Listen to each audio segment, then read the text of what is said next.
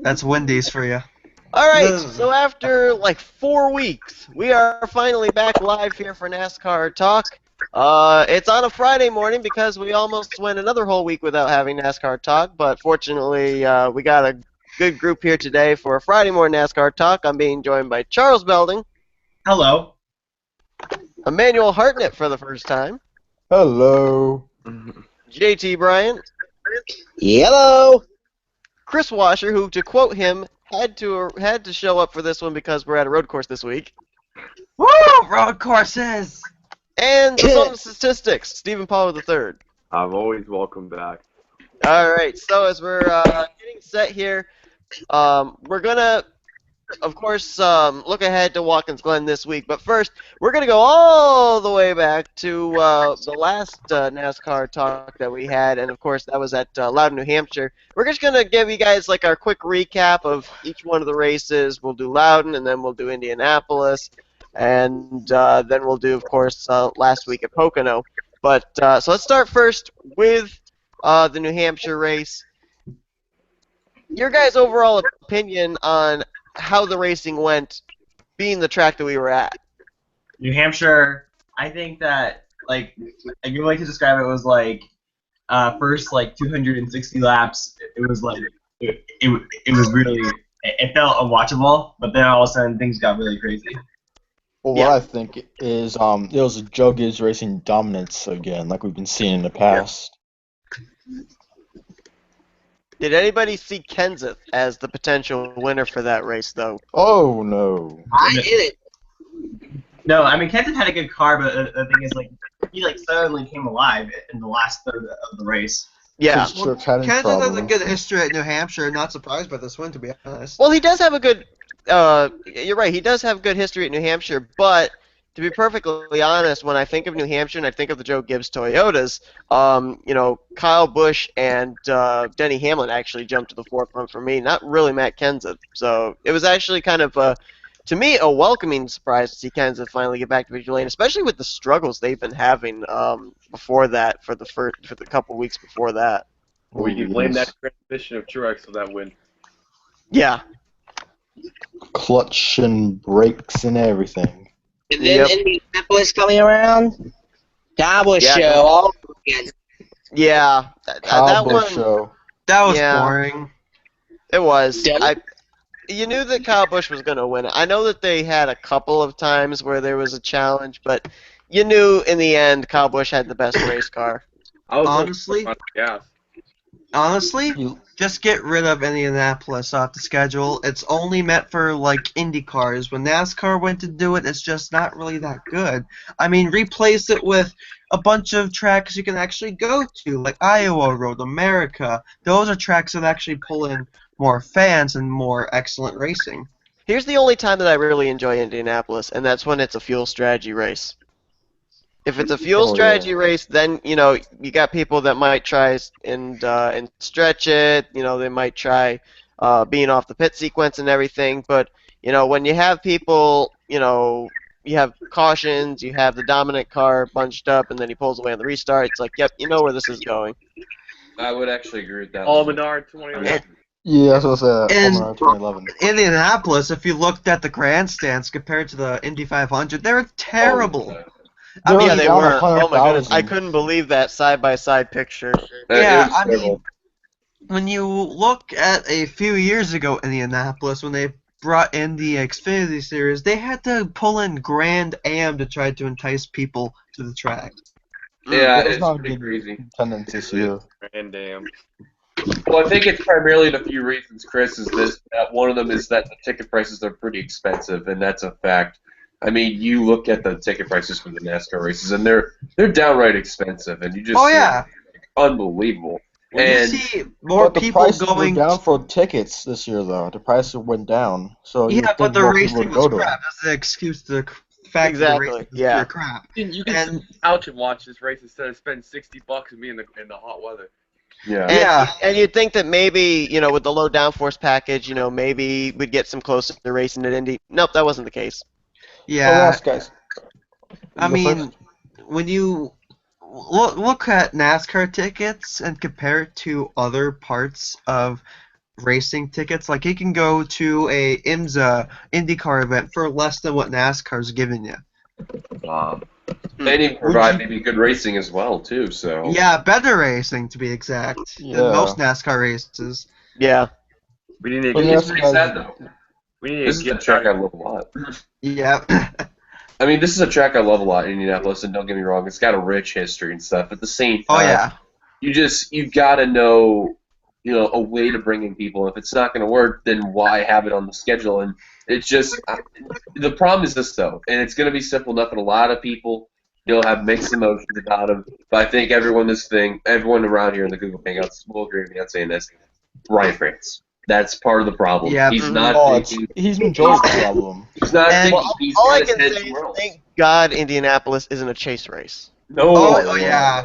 And to think Indianapolis, take a look at the track's history, that what Dylan Young said, NASCAR's probably the least successful series that ran there compared to like the stands looked like. Because you had, of course, the Indy cars, you had MotoGP, which was there for a while and pulled up some pretty good numbers, and Formula One, of course, yeah. Even with the 2005, yeah. Even though fans left halfway through the race because it was so boring. But still, you get the gist, though. It was Yeah. I mean, Excuse me. and- NASCAR and Indy are not meant to be. well, to be honest, there have been a couple of good Indianapolis races, but let's be Yes. honest, when has there ever really been a close battle for the win at Indianapolis? Good point. In Not the Sprint really. Cup Well, Series. Yeah, if it's not an open wheel car on the oval, it's not going to be good, to be honest. Exactly, yeah. Well, Yeah. my opinion is that about the whole attendance issue. Indianapolis Motor Speedway is IndyCar country. It always has been, always will be. And while there was a time in the late '90s, early 2000s when NASCAR was expanding that the Breaker 400 and NASCAR might just take over Indianapolis, it wasn't able to do so, and now the Indianapolis 500 is the king of IMS again. Well, it's always been. Well, Even with the Brickyard in there, it's always been. I don't Yeah. know. I think the whole tickets are too expensive thing. It's, as far as I know, in my opinion, it's a Actually, JT, I can actually hold some standing to your argument here because in the late 1990s, early 2000s, when there was only the Indy Racing League there, when it was pretty much like no names or people with lots of money getting big teams, I could see if the Brickyard was better than the Indy 500. But then, when the Indy Racing League got bigger and more popular and kart and the open wheel split got back together, then it became the king of the Indy again. Let me give you an example. There was 84 cars attempted the first week. There was only four. They could only pull 40 this week. Yep. Charter system. Yep.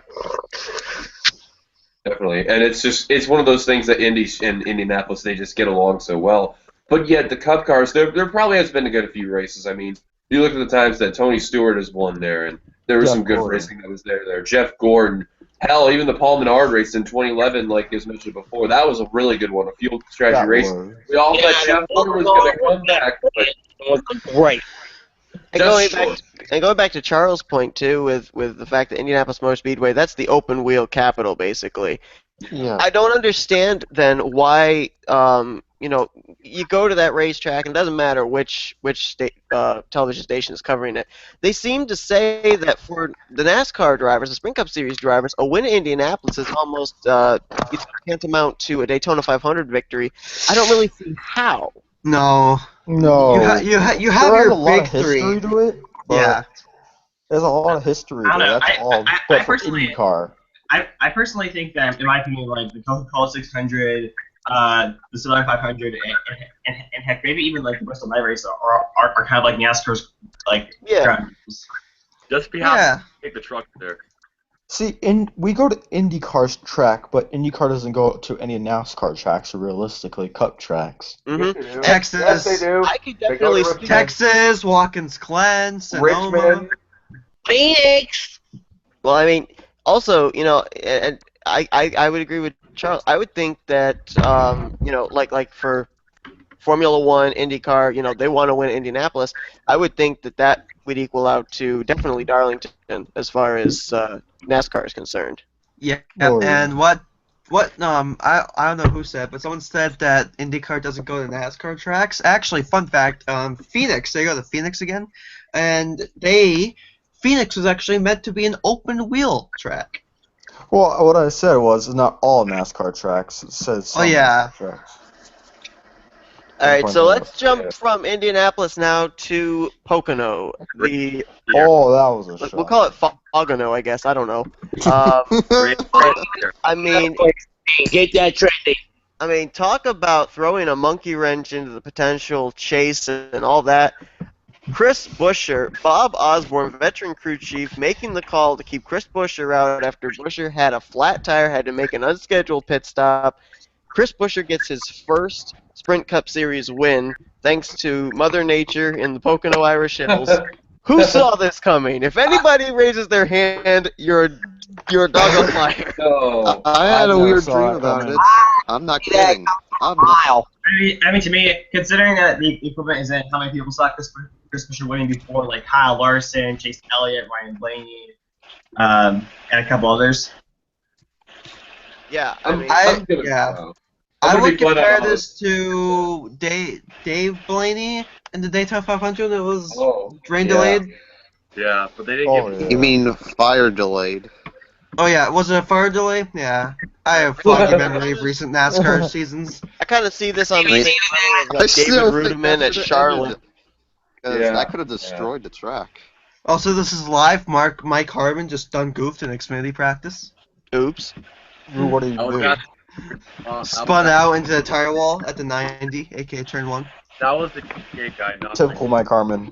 But doing practice that early? Damn. Harmon's not running this week. I'm still Wait, on bed. then it's not then the 74 car then. Yeah, it's the GTA guy. GTA guy. He got his license by running GTA Gran Turismo 5. Oh, so it can't be Nismo Academy. So yeah, nice. I think the one thing I gotta say too is that with Pocono, I mean, I've seen some weird races before, but I'll be downright honest. That was probably one of the weirdest races I've ever seen, and that was the craziest I've ever seen of Mother Nature since that Bristol race that had that snow. I mean, you've seen it all: fog, rain. They should have needed a Zamboni. Crazy weather. I've actually known who was at least 3 people who were actually at Pocono, and they arguably said it was like watching a show out there, like the Weather Channel out there. You just see all these different weather patterns just coming out there, and you just don't know what to expect. And let's throw Mother Nature out the window too. With the fact that we had the potential of rain on the horizon. To me, when we go to Pocono, I think, oh, great, here we go again. We're going to have, 1, 2, 3 cars dominate the race. It would be almost like what we had with Indianapolis. Yeah, but with the rain as a potential thing, I'm telling you what, that was some pretty doggone good racing. I mean, go back to Kyle Larson and Austin Dillon, that battle they had. I mean, it was actually, for the first time in a while, a pretty entertaining Pocono race. And I'll tell you what, the that's future of going our to be the sport future. right there, Young Guns. Yeah, and I'll tell you what, that's going to be the future of those two right there. You're going to see, like, this young generation. That's going to be the future of NASCAR right there. Austin Dillon, Kyle Larson. Hell, even Chris Buescher, if he actually gets a good ride for all it matters. Chase Elliott. Any of those guys, you will see the future. Chase Elliott as well.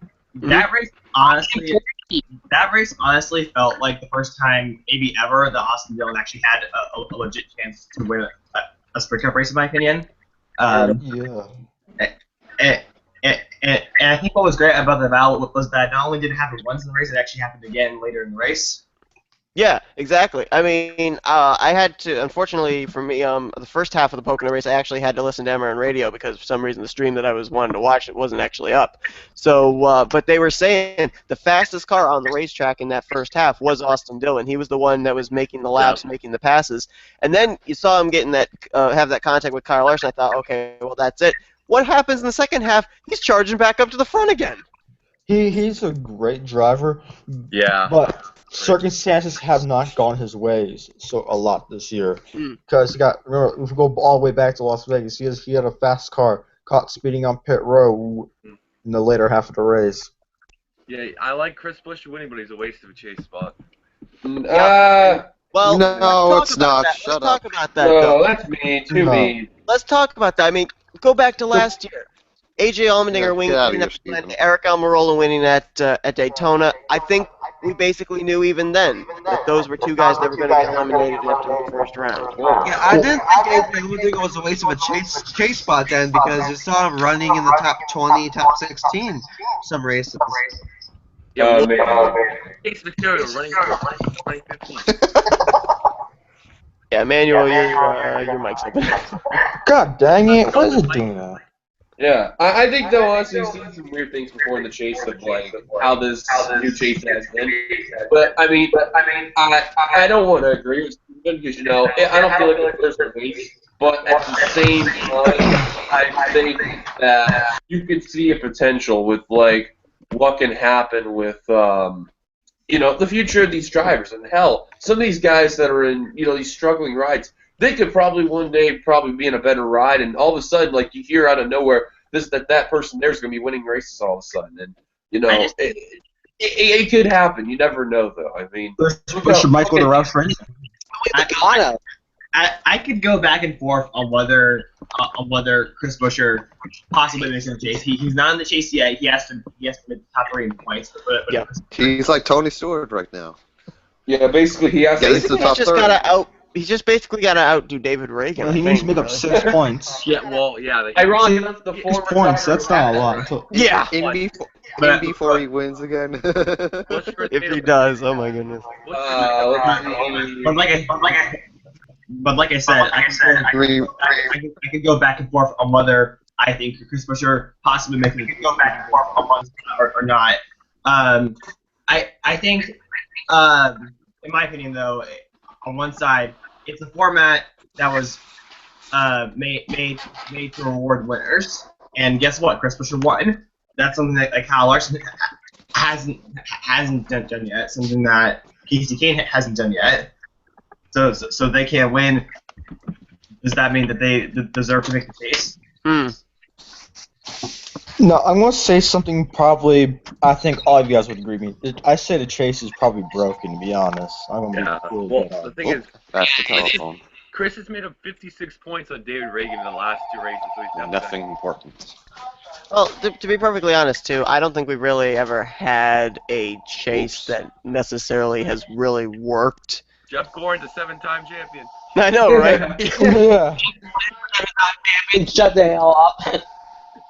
But, one thing that I look at, too, with Chris Buescher getting this win, and I think it's almost a done deal that he's going to be able to get into the top 30 in the points. So, I think it's pretty safe to say Chris Buescher is going to be one of the 16 drivers in the chase this year. But that now throws into question potential drivers that could not make the chase, being where they are in the point standings right now, pretty much namely the two Earnhardt Ganassi racing cars of Jay McMurray and Kyle Larson. Larson's kind of right now on the bubble spot if Chris Buescher gets up into the top 30. But Unless Kyle one of Larson those is two get capable of winning, though. By Good winning. tracks from, yeah. I mean, as much as I hate to say it, he is right. But at the same time, I mean, he's been up at the front so many times, and he's been so close. I mean, he's just right there, and he just can't get that last bit of momentum to get the lead and hang on. That's been the problem for him. But I like him as a driver, though. He's a hell of a driver for a young kid. I think the thing I've seen with Kyle Larson especially is when he gets himself up into position, he either doesn't go for the move, or when he does go for the move, he doesn't make it cleanly enough, and he ends up wrecking himself in the process. And I think a big reason of that, especially early on in the season, was because if you look back to last year, Larson really wasn't in much of a position to be able to battle for a win. He would usually, when you go to those tracks like Auto Club, like Las Vegas, you'd see him run top 5, but he really wasn't up there battling for the win. Now this season, he finds himself up there, in second and third place, being able to, reel in the leader. And with the experience of not being able to battle with those guys as much as he has been this year, as opposed to last year, he's not been able to make the moves to be able to make the passes for the win. Yeah, that's definitely true. And I feel bad for him, though. I've always liked him. It's just, I hope he can get through one day out of that, hump and actually, get that opportunity of a win. Like, if you look at Casey Kane, will never race again. I guarantee you that.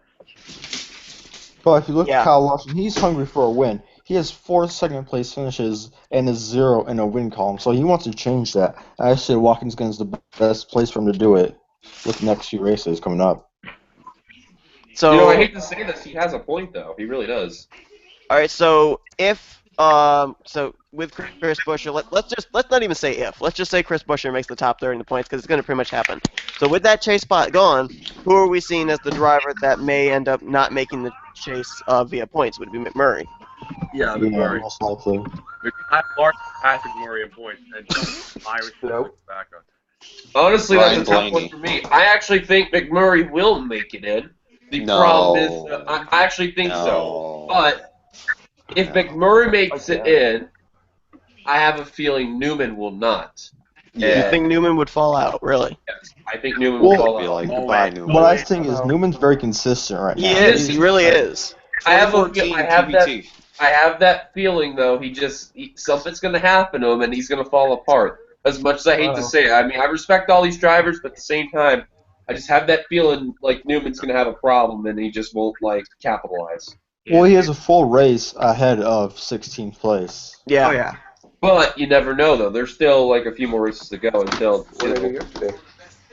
I say he's safe, to be honest, but I don't honestly see think four I winners. think both the Richard Childress racing cars up there, Austin Dillon and Ryan Newman, I think both of them right now actually are safe. I don't really see either one of them falling out unless you end up having maybe one or two more first-time winners this season.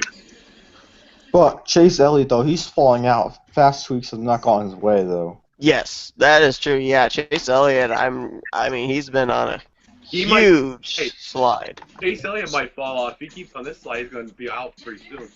Mm-hmm. Hey, it would be pretty funny if Chris Buescher is the only rookie to make the chase. Yeah, that would be Doesn't look like it because of how Elliott's running. And if we look back to Sonoma, he ran top 30, I believe, and ran down another road course. Who knows what he did at Glen. Kind of ironic that Chase Elliott won the K&N race the day before and just did nothing in the Cup race. Yeah. It really was odd. It really was. And you look at the tracks that we're headed to, you got Watkins Glen, Bristol, Michigan, Darlington, Richmond for Chase Elliott to try and get good finishes at. And I think if I remember correctly, the only track he has any prior history at was Darlington. And Richmond, too. Did he run Richmond last year? No, but yeah, he did In spring. Okay. But Finished 9th to 16th, I believe. But oh shit, I was gonna say. Dang. So he has experience with Richmond. But Bristol's gonna be the wild card for every driver that doesn't have a win, and Chris Buescher. Watkins Glen should definitely be a wild card. Next two races are wild cards. So let's throw out as I said, the next 5 races: Watkins Glen, Bristol, Michigan, Darlington, Richmond. We can kind of throw AJ Allmendinger as a potential first win of 2016 at Watkins Glen. Definitely. But Bristol, Michigan, Darlington, Richmond, is there anybody in the field you can see at these particular tracks that could maybe also put themselves in the win column for the first time in 2016? I don't think so. I think it's going to be Joe Gibbs' domination. Well, the only guy I could think, we had a lot of Sharkers at Bristol, Benedetto, Yeah, a lot of eyes are going to be on him in Bristol, guaranteed. Oh yeah, 6th place early in the year. Benedetto can win Bristol, who knows? Don't get your hopes up that high. But if the Bendo supposedly wins Bristol, he's 34th in points right now. That's who he's doing. But potential first-time winner, you could still maybe do it. True. It's a long shot. Yeah, I mean, if you get in the right pace, Dale Earnhardt Jr. was 2 laps down. He still finished second in that race. Yes, but he has good equipment. Well, equipment doesn't matter at Bristol. It's all about talent. Landon Castle had 20 laps in that race. Yeah. Exactly. But it's the way how the if I were to cautions are see thrown. a first-time winner for the season, and who knows, maybe in a long time, it's going to be hard to say, because Chris does have the point that Joe Gibbs nomination's too damn tough, and Really? No, guys, Dale Earnhardt's going to rise up from the dead and win all the races. You know what? I won't be Screw it. I'm gonna go Honestly, out I on a think limb. Kyle Larson's gonna win. I'm gonna go out on a limb and say this: is that I don't know what race exactly that will happen, but I have a strange feeling Casey Kane may win a race. Never. Oh I- no! Yeah, what's gonna happen? No. Mark my words. I swear to God. Mark my words. If Where's it he gonna win, happens, Dylan? quote Where's me he gonna on win? that. The only one I could see him possibly doing that at is Darlington. I don't think Yeah, he's gonna I go was through the thinking shot. I same see him If going it happens, Bristol because he quote ran me on great that. there in thing. 2013, Quote me on first well, and second. what I can see happening is knowing NASCAR and their rigness at Richmond, Dale Earnhardt makes the chase. I don't. I don't think so. From what I heard of, he's out for Watkins Glen and Bristol. Bristol. All right, so let's talk about that with Jeff Gordon at Pocono. He was in position to have a good finish. The seatbelts come undone. Do we see Gordon being competitive at any of these tracks that he's scheduled for here, Glen or Bristol? Watkins I think Glen? Bristol. I could see him winning at Watkins Glen, to be honest, because I see Jeff Gordon throughout his career. He's a good road course racer, and he won multiple road course races. So Yeah, if it's but going he to has- be... But Go ahead. I must say this though, Jeff Gordon has yet to win on a road course in a new car. Oh, Best finish, I doesn't believe, take like away his second. road course experience. I know, mean, but I'm just saying that you also got to think about that as well. All right, hold on. Let me give Yeah. you the stats of Glen's last 13 races there. His best year has been 13 in the past 13 races. It'll be a miracle if he can finish the lap there. Honestly, I could say this about Watkins Glen, Jeff Gordon. It's a good combo. It really has been. Another good road course racer. Don't forget too, Tony Stewart, who won at Sonoma earlier this year. Two very big legends at that road course. That's gonna be really interesting All to right. see. It's time to This is go. the final time. No, And damn I right would- on. And I would go ahead and say that, of course, we have the usual road course stringers. So I think we have Boris Said and under fun card. And I Yep. see, let me change. Patrick Carpentier, I think. And Boris Said, let me tell you something about him. He doesn't care which car it is, he'll race it. I mean, fun fact, he was actually in Germany last weekend racing in the ADAC GT Masters Championship. Actually, in Austria, in the Red Bull Ring, in a Corvette GT3, and he got a top 10 or top 20 in that series, and that's actually a really competitive series, so that's actually a good thing for Boris. So Boris is a very good driver. I mean, he raced the Nordschleife, for Christ's sakes. He knows how to get around road course, and I would say he deserves a much better drive than what he's been given. I can agree. Definitely. I've always liked Boris. At the same time, he always needed a good ride. Well, and I agree with you that he deserves better ride and everything, but, one thing that we've touched on just about every single week in NASCAR Talk is the fact that there's so limited space for drivers up in the Spring Cup Series right now, especially with the charter system. And, that's a big thing with these young talents that are down at Xfinity that may be ready for 2017 to move up to Cup. There's just very limited room up there. Well, Yeah, we saw how really. Boris did in the 54 last year. He didn't really impress that much. No, he didn't because he raced some ovals. He didn't really do good at ovals. He did somewhat okay on the road courses, but I thought I was gonna see him in Victory Lane. Does anybody remember when Boris Said was leading at Daytona with like 3 laps to go? Yep. Yeah, what? Yeah, Yeah. 2006 it was, I believe. 400, wasn't it, Maggle? Yep. And then he got passed by Tony Yeah. Stewart. Yep. Oh, yeah, Yeah, Boris finished Said, third. unfortunately, not too good in NASCAR, but when he races in Grand Am and, sometimes in the Tudor, sports car, not WeatherTech Sports Car Championship, he does a relatively good job. Yeah, By he the does. way, I was wrong. I I thought think he should Carpentier run was IndyCar in to this see how good he race. He's do. not, so. Well, Kyle, Boris is not really into IndyCar. Sports cars is more his thing. There goes Kenny Habel, however you say his Bush name. is going to get taken Hubble. out by Patrick. The Hubble Space Station. But yeah, I think though, honestly, though, with Gordon, though. Wow, I feel- he has orange wheels, really? I mean, honestly, let's say this though. The first year of the news about Gordon coming back to fill in for Dale Jr., as a Gordon fan myself, I felt so happy. At the same time, you kind of wonder what's going on with Dale Jr. Like, how is this really affecting him? And Is it his press conference today? Yeah, Yep, he's got a press new conference Eastern. today of some kind, yeah.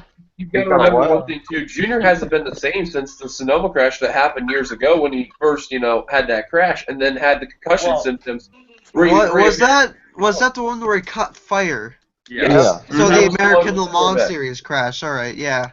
Yeah, that was the one where he was in the Corvette and he crashed and his car caught on fire. It was a bad, very violent crash too. Well, I'll like to say this Junior also about. crushed in 2002, so you gotta factor that in. Other than that, though, I mean, you kind of wonder the fact, and even the junior fans around that I've known, they're actually really worried because they want to see their driver back, and I don't blame one bit. But at the same time, you rather want to see a driver get fully healed than be a driver that's hurt and it's not be the same, and it's hey, what's going on? So It's I hope Jimmy gets better. It's best for your driver to heal up before they come back and all that. I say Dale's gonna retire. Yeah. I say Dale is either going to come back, right before the chase, or he's either going to wait till 2017, or he's just going to retire just indefinitely. I've been hearing a lot of rumors that they're saying that this press conference could potentially be Dale Jr. either announcing that he's going to be retiring now or be retiring at the end of the year. Well, I'm gonna be honest with you guys. I think people want to hate me for saying this, but I think it's time for Junior to retire. To be honest. Well, you have to think about it. We hate you. Does he want to run Talladega again and risk another concussion? Exactly. Yeah, see, as a junior fan, I care more about the person than if he gets more wins and championships. Because if he races and, if he actually races but his head's not clear and he crashes and, just doesn't get healed up and dies, I mean, I would rather him be retired and in good health than be racing than exactly. I have a question for you guys. Hey, wait, I have a question for you guys. What would you think Dale Earnhardt Jr. would tell his son right now if he was still alive? Well, keep going, because that's what he did back in the day. Because he broke practically almost everything. Honestly, yeah, I would agree with Michael in saying that, and that's coming from an Earnhardt Jr. fan and Earnhardt Sr. fan. You were Superman to most people. Well, you're gonna have to. If he retires, we lose Tony Stewart, Jeff Gore, and Dale Jr. How is the sport gonna? I'm a Caucasian. If you guys have been paying attention to Dale Earnhardt Jr.'s Twitter, like I have, you'll know that I think it was either yesterday or a day before that he was actually doing really well. His doctor said he showed a lot of improvement. Oh, that's actually really great news. So it's probably the press conference is probably, judging by what Michael said there, is probably him coming back to the car. Maybe at what's the next race after Bristol? I think it's Michigan, right? No, well, not to cast aspersions on that. The other rumor I've heard as well of a possible possibility of this press conference is just to reveal the Darlington paint scheme. Yeah. Oh. That would suck. Oh. Hey guys, guess what? I'm not retired. It's like build it up, build it up, build it up. Here's the paint scheme. Wait, no, they already released. Yeah, here's the paint scheme, but what if he doesn't race it though? There's always that possibility too. Yeah, they He's probably be announcing that he's gonna race the paint scheme. How about that? No, here's the thing. I think. Hey, Junior, you're not gonna be racing paint scheme. If Junior announces that he won't come back until next season, I would actually be happy about that because he'll need to worry more about his health than Yeah. Well, Dale Jr. is trying to head at motorsports through 2017. If he does retire at the end of this year, who do we see filling in the 88 for 2017? Or will it be Alex Bowman? I can see Alex Bowman, maybe. Probably so. Dale Jarrett. No, I'm just kidding. Bring my boy Alex Bowman. A.k.a. the Janitor Killer. Reagan Smith, maybe? I mean, Reagan Smith's with Junior Motorsports. But he already has a ride, though, in the 7 car. Justin Allgaier comes back up to the Spring Cup Series. Oh. Jeff Gordon ain't coming back for shit. I mean, to be perfectly honest, I can understand the fact that, they want veteran experience to keep the 88 up there in owner points and everything, but I enjoyed seeing Alex Bowman in the 88. I would have loved to have seen other young talent get a try in a Spring Cup Series car. Cole Custer. That 26th place finish was really good. Yeah. But, I mean, the way how he ran at New Hampshire before that problem, he ran very well, and I was pretty impressed by seeing it. In the top 10. Impressed with him as well.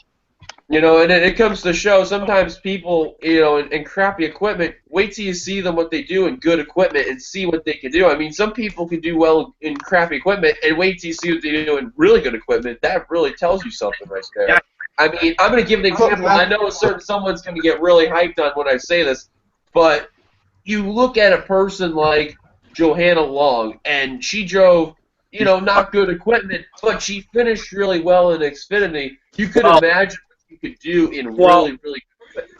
Dylan, she was running RCR cars. It wasn't like it was terrible equipment. Well, it kind of was. Kind of was. Put Elliott Sadler in the 80 car, or Matt Benedetto, or Cole Custer. No, Cole Custer's going to be running the Xfinity 00 next year, probably. But, I mean, nonetheless, though, I mean, you come to the point, who would be ready to actually move out of the terrible equipment and move up to the good equipment? Yeah. That'd be the key question. Who did the owners want to take a chance on? That's the better question. Yeah. I see Alex Bowman as the best candidate to go in the 88 car. Or Hendrick Alliance, too. Because, I mean, there are a lot of names that we could throw out there that, Wilson Algar. Yeah, you got Allgaier, you got Elliott Sadler, Alex Bowman, Joe Wesley? No. I see those are the three main candidates only, really, be honest. How about Ryan Sieg? Ryan Sieg, no, he won't. He'll stay with his family team and bring Actually, you know what? Cup to Cup. Would it be too early to say John Hunter Nemechek? Would it be too early to say that? But he's with Childress, though. That's Yeah. the problem. He's doing well with an unsponsored truck. Norm Banks. That owns it, though. I love how he wins in unsponsored trucks, but when he's in a sponsored truck, he's not as dominant or something. It's really weird. Norm Banks. No sponsors run for the rest of the season. Norm Benning. Norm Benning. Yeah, Norm Banks for the 88. Give him some good equipment. Yeah. I'm sure not racing for Hendrick. I came back with late. Are we talking about who can be in the 88 car or like Stuart Haas Xfinity? Yeah, we're talking about like the potentiality of if Junior with the press conference today, if he announces that he's either going to be retiring right now or at the end of the season.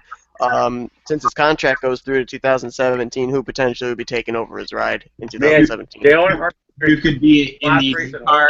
I think that, what I kind of wonder here is, Jeff Gordon is in the car to help the front, but what if Dale Earnhardt Jr. announces that he's not going to compete the rest of the season? Would Jeff Gordon seriously just choose to run the rest of the season? I don't know. I certainly hope not. I don't know. In my opinion, I think that their two best are Alex Bowman and Justin Allgaier, and I think Hendrick Motorsports might want to put one of those two drivers in there because I think at some point Hendrick Motorsports is going to have to look ahead and find newer / younger drivers. Exactly, and why not? If Junior is going to retire right now, or not retire, but if he's not going to run until next season, if he's going to put off the rest of 2016, he's forfeiting a chase spot. So that means absolutely nothing. You don't need Gordon in there to keep that car up there in the owner points. Yeah, bring in the newer talent, get them used to that car, just in case Junior isn't going to be ready for 2017. Well, I like to put this in. Sponsorship is also a big thing, too. But if Junior's out for the rest of the season, Gordon's not going to run Talladega, I guarantee you that. No. No, he's not going to run Dega. I can guarantee when Talladega comes around, Seth's going to keep his fingers crossed that Keith Sears doesn't get involved in some weird type of wreck. As long as one of the Dillon brothers isn't running around him, he's good. I think I got one more question to ask, Seth, and I think you're eventually going to bring this up. Furniture Row Racing is bringing in a second car to their team, and honestly, I'm rather not surprised, to be honest. But the thing that does surprise me is, and I don't know if they're dangling a carrot in front of us or what, they're saying potentially either Eric Jones or Daniel Suarez. In my opinion, I think the #1 candidate is Eric Jones, but they're saying that potentially Daniel Suarez could be in there too. I see Daniel Suarez getting on it. We'll have to look at it. Suarez has more sponsorship money from Aaron, Palatine, and other sponsors than Eric Jones. You guys think about why? Oh, there goes my foot. Well, yeah, but I mean, it's not like Eric Jones can't get his own sponsorship too, though. I'm going to be honest with you guys. Who would have thought Furniture Row 10 years ago would open a second car team? I kind of expected, especially after Truex kind of really helped him out, even though it was Joe Gibbs. Furniture Row did have a second team back in the day when they had Kenny Wallace. But I think that was part time. Yeah, it was. I think it was only for the restrictor plate races. No, Daytona. But I don't think First Row Racing has actually announced the second team yet. They did announce yesterday though that RTX have a 2-year contract extension. Well, if they Which I think is a good choice. The second I don't card's see Uncharted. any better team right now. Well, yeah, they actually withdrew from Auto Club in Phoenix. They were going to plan to run the second car for a lot of races, but they just withdrew it. But if they do open a second car team, that second car is not going to be chartered at all. To be honest. Well, no. Who would you rather see, the 87 or the 32 team on track? I'll be honest, the 32 is not going to get chartered. I don't see them giving up. Which way would you take the bullet? Yeah, well, the thing is, the rumor is that Go Fast is going to trade their charge to the 12th or 10th so Blaney can run the 12 next year. I don't see that happening. Wait, Penske's going to bring in a third team? The rumor is that they're trying to buy to get to the 12. Is the 21 still going to have the partial alliance with Penske though? So then that would kind of technically be like a fourth satellite team. Yeah. Yes, I'm down for that. Go Penske, kick some ass. And the Be the rebels. Shut up. The crazy news I heard. Penske has never really been good when it was a third car team. I was just gonna say, when has that third car ever done good with? Yeah, Penske? I mean, look at Sam Hornish. Dave Blaney, Oh, 12. Okay. Justin Allgaier. Juan Pablo Montoya a few times. The crazy rumor I heard is if Newman leaves RCR, maybe he goes back to Penske in the third car. That'd be dope. I don't see. Whoa, that's. Wait, does that mean that Oh, never mind. I mean, I'm about to say you get some of his former sponsors to come that back. would open up the door for Ty Dillon to move up. Yeah, that's yeah. Whether you like it or not, Ty Dillon is going to be in the conspiracy. Yeah. Or you can go to the 95 car for Circle Sport or Live God. Family Racing. God, no. I don't know if that would happen. I mean, think how he runs in the 95. He runs better than Michael McDowell. Well, they're not just going to cut McDowell out. No. They'll put him in the 59 car. McDowell's got so much history in that 95 car, especially when it comes to his crazy. Well, McDowell has sponsorship from Thrift and Caleb. You're not just going to cut a guy from sponsorship like that. Yeah. Well, they put him in a different car to 59, or they put could do Ty that. Dillon to 59. Yeah, they could do the 59. Go back to a two-car team. Because McDowell ran that in 500. That moment with Michael McDowell's crashing Watkins Glen, that was pretty dope. Well, speaking of Watkins Glen, let's actually now jump into Watkins Glen this week. Of course, everybody probably by now knows the whole repave thing and everything. As a matter of fact, a guy that joins us here every now and then for NASCAR Talk, Benjamin Miles, actually took to the racetrack and tested out the new surface and everything. So the thing I gotta ask you guys, and for people that didn't tune in earlier, Chris Washer currently watching the practice at Xfinity, and a lot of people are having difficulty with it. So what are we seeing for? What side of the coin is this race, the Sprint Cup Series race, going to be on? Is it going to be a wreck fest with drivers still trying to figure out in traffic how to race this new surface, or is it going to be a bore fest? Well, it depends. Bore fest. Depends. I'd say It's gonna get crazy. It's gonna be great racing. Go back to Sonoma. They didn't really say Sonoma, but it was just no racing there, really. Well, where's the overtime line? That's the question. Yeah, I was wondering too. Probably on the backstretch near the bus stop. Don't worry about the overtime line. Brian France will draw an imaginary little line there, just a very Yep. The racing at Watkins Glen is probably going to be the same. I think Watkins Glen will be just fine. Don't you worry about it. It's going to be fine. I love the new surface, though. The new surface looks fantastic. Yeah. They've been actually contemplating about a new surface for at least 3 years. But at the same time, though, this is the second track that had a new recent repave, just like Kentucky earlier this season. Yeah. Kentucky was like not bad. There's no bus stop. Well, yes, there is a bus stop. That's not what I meant. They're gonna put an overtime line in the bus stop. But other than that, though, I mean, I hope though that this Watkins Glen does not disappoint. But I think it'll be fine, so don't worry about it. Yeah, it'll be fine because you had the IMSA race, the 6-hour race earlier on in the year using the new repaved surface. That was excellent racing till the end. You had a battle for GT Le Mans and GT Daytona for the lead at the final. So it does bring in good racing. I mean, I could see I could see, a good battle for lead between, maybe, let's see here, Tony Stewart and, what was it, Denny Hamlin, like Sonoma. So, I mean, and also, let me bring in something here. We have, every single year, there's rumors of oh my god, the cup is using the boot. Nope. Well, I would say this. I wouldn't. I think all you guys would agree with me. We don't want to see Gibbs dominate there. No. Oh. Road courses are sort of equalizers, so I'm not like, so I'm not confident that Gibbs is going to dominate.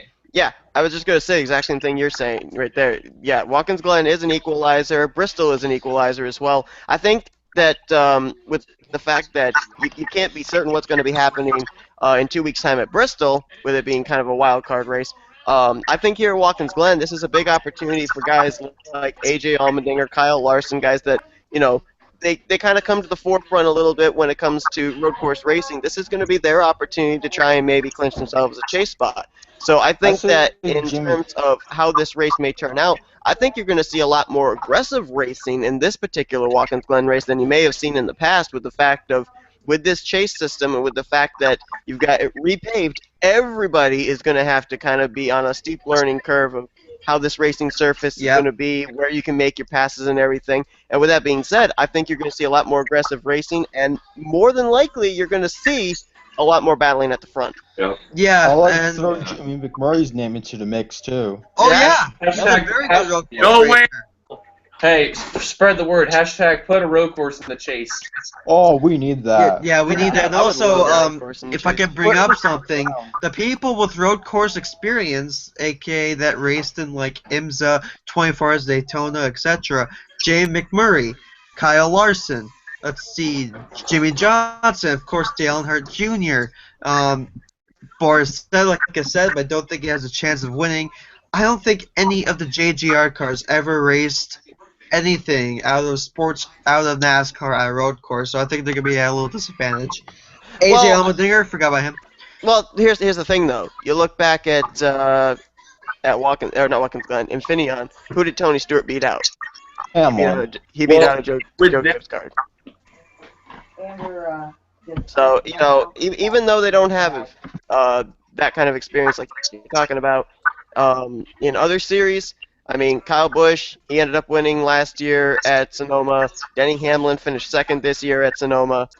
There's no doubt about it. The Joe Gibbs drivers know how to get around road courses, so I don't think we can definitely take them out of the picture, but hopefully they'll have to share the spotlight with a couple of other drivers in the Watkins Glen race.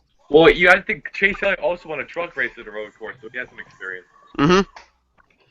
Well, Kanan West at Sonoma too won that race as well. Well, he was running the best car in the field. I mean, I was expecting him to win. Yeah, he had the most. He's the only Cup driver in the field too. Didn't Ryan Blaney have a truck series win at a road course too? Yes. Yeah. Yeah. So throw him into the mix maybe too. I mean, after all, last year it was a Penske car and Joey Logano that won the race. So you got a potential satellite Penske team that maybe Ryan Blaney could do some. The question here is fuel mileage. You saw last year Kevin Harvick running out of gas coming to the checkered flag last year on the final turn. Can fuel mileage play into this like last year? We're two stops. Yeah, I mean fuel mileage kind of came into play in the Sonoma race. So. Well, what happened was there was a spring rubber outside the groove and there was a caution that helped Tony Stewart win. Yeah. Yeah. But These imaginary cautions sometimes. I don't know. I'm kind of expecting you're going to see maybe a little bit more cautions in this Watkins Glen race than you saw at Sonoma. Turn one's going to be the main issue. Yeah, that's gonna be so interesting to watch on the first lap. With all the repaved areas, it's going to be hard. There's going to be nobody stuck in the gravel and stuff like that. So they can just drive off. Yeah. Well, but what I want to ask, what you think is better? They have the gravel in turn one, or would you have them lose their brakes and smash on the tire barrier? I don't know. I would keep it the way it is. Yeah. I mean, to me, like the problem with gravel traps is that, like, you can have like one car spin in there, get stuck, and it brings out four cars. Exactly. You are. Do it. They just waste laps of caution. Or replay laps. That's why in the late 2000s they all got the track got rid of them, or most of them. Mm-hmm. All right. But we gotta So look forward to the bus stop too. That's gonna be an interesting place too on restarts and starts. yeah. All right. So let's get to the main portion, if you will, of this episode. We are going to make our picks for the repaved Watkins Glen and how it goes down. If you're new to this, you pick one guy that you think is going to win the race. You pick a guy that you think is going to be a dark horse, might win the race, might come away with a top 5, kind of a sleeper fantasy pick. And then last but not least, a driver to stay away from, a driver that you do not want to pick that's not going to have good luck here at Watkins Glen. So we're going to go from left to right, and we're going to start with Austin. Who are your picks for the Glen? Oh, excuse me. With the race winner, I'm gonna definitely say AJ Allmendinger. Dark horse. For some reason, I want to say Chase Elliott, and a driver to stay away from. Even though he already wins, but I'm just afraid. Chris Buescher. All right. Let's move to Charles. Okay, so the pick to win. My pick to win is a driver that has never won a Watkins Glen, but I know he's had some good runs. Kurt Busch. I think he'll finally get that win at Watkins Glen, and he'll officially have won. And he'll officially win at both road courses. The dark horse, another driver that also has never won on a road course. Period. Well, or at least in the Cup Series. He's an expanding winner at the Glen, Ryan Newman. And then the driver to stay away from, a driver that has no top 5s or top 10s here at all, Casey Kane. All right. Manuel, your picks. Well, I'd love to see AJ Allmendinger win. Now, you guys are gonna hate me for the dark horse, but I'd love to see Danica win it.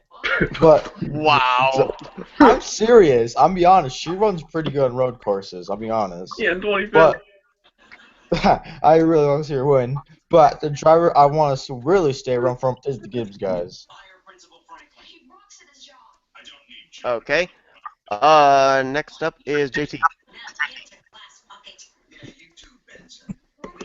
JT.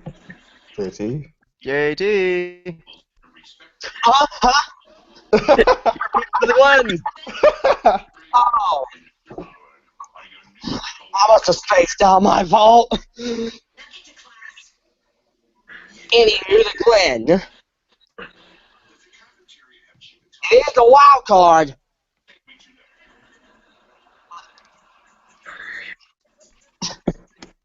Go on without me.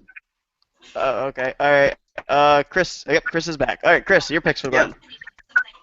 My picks for the Glen, I can see Tony Stewart and AJ Allmendinger being a great force. That'll be my favorite to win. My dark horse, I would say Jamie McMurray. He's good on the road courses. He hasn't been up front lately. I can see him being a threat too. Driver to stay away from. Yeah, so that's a tough one. I could name multiple ones, but if according for fantasy reasons, I can say Casey Kane. I don't see him that good on the road courses. I don't see him good anywhere all season. So, yeah, Casey Kane's what drivers stay away from. Dark horse, Jay McMurray. My favorites to win are either Tony Stewart and AJ Allmendinger. Okay. Michael, your picks. Oops. Okay. Oh, okay, let me try that again. My pick to win would be Tony Stewart. My dark horse would be Jeff Gordon.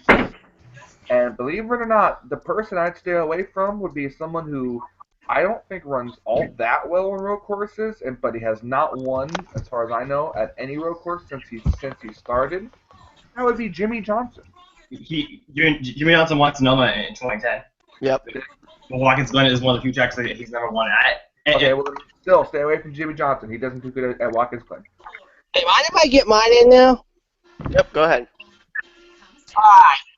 My pick to win, it would be either Smoke or Allmendinger. A dark horse of mine, I'd say Jamie McMurray. Either Jamie McMurray or Matt Kenseth. Ah. So if it had to be an underfunded team, an upset pick would be an upset pick would be an upset pick would be one of those that had a ringer in it. Drivers to stay away from, not that great on. I mean, while he may not be that great on road courses, but drivers to stay away from, I'd say 6-time. Alrighty. Steven. Oh wait, so how much time do I have? Mine's gonna be a little long. You got plenty of time. All right, so my pick to win. I know this is gonna come a shock to everybody, but I know the Gibbs car don't. But I think a pick to win is Matt Kenseth because I know he hasn't run well at the road course, but he is running one of the best cars. But him and Kyle Busch are the only two drivers left who have a chance to win every track they've ever raced on.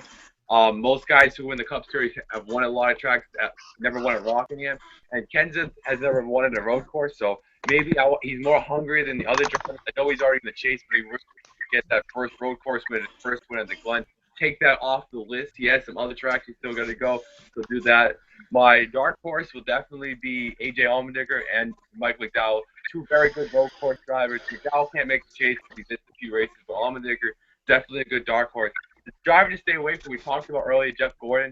So I came across a list since his win in 2001. These are the things that happened. He finished 20 seconds. He ran out of gas in the last lap, finished 33rd in set 3. And 2004, he finished 21st. 05 and 06, 14, 13. 07, he finished 9th. 29th in 08. He crashed the horse in 09. Top 10 in 2010. Never factor in 11, 13th. Running 10th, he spun oil, finished 21st. He wrecked in 2013. He had power issues in 2014. Brake line failed last year. So it'll be a miracle if he can even get a top 10 or even on the lead lap if he has no problems. But if he has nothing wrong, he might be a threat. But going by the stats the last 13 years, there's no way he'll get a top 10 finish. What was the year that he got spun out while leading on the final restart? 2007. Yeah, I remember that. I was Two so laps pissed. ago. That broke my heart, to be honest. I was so angry. I know. I was so pissed. 2 laps to go. All right. Well, people seem to be going with like 2 picks per thing, so I'm gonna do actually the same thing. My pick to win, I'm gonna go definitely with Tony Stewart, basically for 2 reasons. One, because we're in the summer, it's when he seems to be getting his mojo back, and the mojo is definitely there as far as the consistency. He ended up finishing in the top 5 at Loudon. He ended up finishing in 11th at Indianapolis, and then he had a top 5 run at Pocono. Yes, it was due to fog, but he was a contender up inside the top 10 for most of the day. So definitely the momentum is there. I think that between Sonoma and Watkins Glen is a track that Tony Stewart's a little bit better at. So I think that's definitely going to help him in the long run as far as this race. And then my second guy, now Steven, you went with Matt Kenseth for Joe Gibbs Racing. The guy I'm seeing coming to the forefront for Joe Gibbs Racing at the Glen is Carl Edwards. Because Carl Edwards, in the 11 career races he has had there, he has finished in the top 20 in every single one of them. His average finish there is an 8th place finish. So, to me, I think this definitely shows Carl Edwards as a road course racer. He could definitely jump up to the front here, especially when you think considering going into Bristol as well, another track that Carl Edwards is good at. So I think Carl Edwards is going to be the Joe Gibbs Racing forefront guy here at Watkins Glen.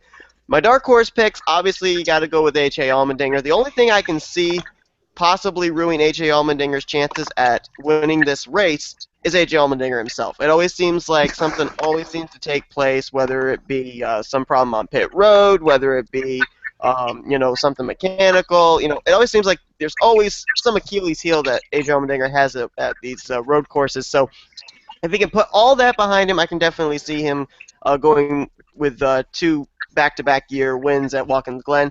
My second dark horse guy has to be Kyle Larson. I had Larson off my fantasy list at Sonoma. I thought, you know what, there's no chance he's going to run well. What did he do? He ran well there at Sonoma. He's got a great average finish here of 8th place, even though he's only made 2 Sprint Cup Series starts. His high finish was 4th, his low finish was 12th. So Kyle Larson's definitely a good value pick. A driver to stay away from, I would have gone with Casey Kane, but most people went with him, so I'm going to go with another guy, especially with the run that he had, runs that he had at Indianapolis and at Pocono. The finishes were not there. I'm going to go with Greg Biffle. He was running consistently in the first half of the season, a little bit of the second half of the season, but it just seems like it's definitely gone south for the 16 team. Biffle does not have good numbers when you come to Watkins Glen. In 13 starts, a 21st place average finish. I just don't see really any of the Roush Fenway cars really getting up there to the front of the field. The one they would have the best chance with, I think, would have been Biffle, but Biffle doesn't have the numbers. Well, the thing about Edwards, I remember that 07 race too. He almost won the drove off in the drive in the last turn. Mm-hmm. Oh, yeah. Yeah, Carl Edwards, in those 11 starts, his lowest finish was 19th place. Well, you have to look at it. Edwards has won at every, I believe he won at every road course besides Mexico City in the Xfinity Series ever driven on, so he's a good little road course racer. Yeah. I want to add, Trevor Bayne is running the Xfinity race tomorrow, so that could be interesting. Hopefully J.G. Haley doesn't get dumped again. Yeah. I was actually really surprised. I would have thought that Penske would have maybe put Allmendinger in the 22 car, but instead they put Keselowski in it. Okay. I just don't understand why in one of the few races that Penske had the second team in the Xfinity Series, both of them have to be Cup drivers. Yeah, exactly. Put some fun in there. Yeah, but I'm probably pulling for Kyle to win the Xfinity Series race. He is the only track he has left to win at. What, in Xfinity, you mean? Yeah, he's the only Xfinity track he hasn't won at. Ooh, that could be interesting on some Hopefully it Saturday. stays that way. I was waiting. I love my boy Eric Jones or Brad Keselowski. If either of those two win the Xfinity race, I'll be happy camper. Wait, if I'm correct, this is their first road course for Xfinity, if I'm correct. Yeah. Yep. Ooh, that's going to be interesting. Yeah, 3 road courses in a month, I think. Yep. Two in you a have row. Watkins Glen, Mid-Ohio, and Road America. Road America, yep. And to be honest, road course races are the best in the Xfinity Series schedule. Oh, yeah, they are. Kevin, Well, also, we got to remember, Canadian Tire Motorsport Park is coming up in the truck series, too, later in the month, I believe. Oh, yeah. Yeah, I was just looking right here. I'm actually a little surprised. I remember back. I know I'm going to get this wrong. It was either Montreal or Canadian Tire Motorsports Park when Paul Menard won. I don't remember which one it was. Road America.